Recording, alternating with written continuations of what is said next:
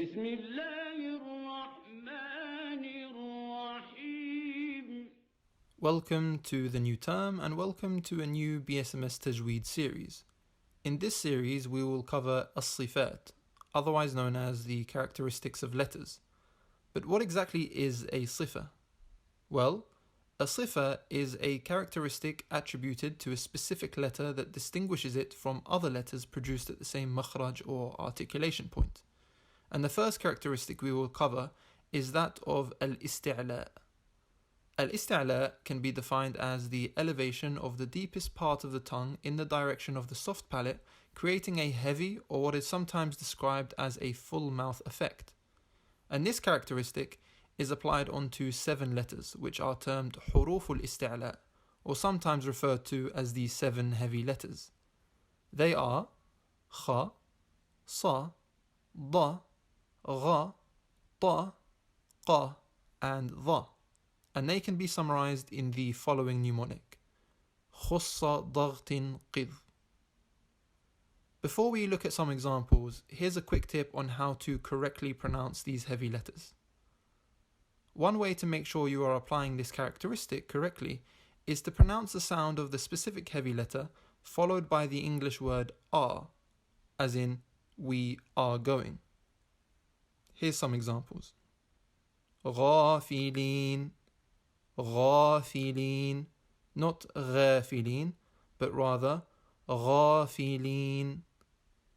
Qalu, Qalu, Zalimin, Zalimin, Sabirin, Sabirin, Khashi'ah, Khashi'ah, طيبة طيبة ضربوا ضربوا.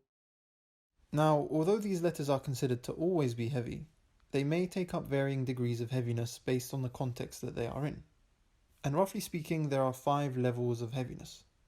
The first level, which is the heaviest, is when the heavy letter has a fatha and is also followed by an alif. For example, غالبين, غالبين. The second level is when the heavy letter has a fatha alone. For example, غير, غير. The third level is when the heavy letter has a dhamma. For example, غلبوا, غلبوا. The fourth level is when the heavy letter is sakin. And within this level there are certain sub-levels, and they are determined by the haraka that precedes the heavy letter.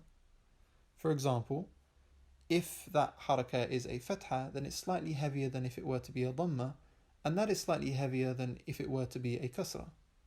Here are some examples.